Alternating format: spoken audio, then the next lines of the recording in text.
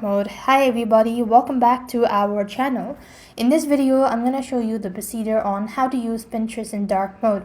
Now this depends on whether you're using a mobile device or desktop browser as well. So as there is currently no built-in dark mode switch on the Pinterest website, so you have to do it within the app. So launch open the Pinterest onto your device, then tap the profile from the bottom right, and then go to the gear icon at the very top.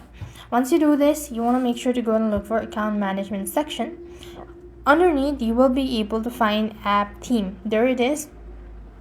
You have the system default. This means this is going to help you adapt according to your device's settings. And the other thing you have is a light and a dark mode. So accordingly, this is actually for the app. So if you want to go with light or dark, just simply select that out.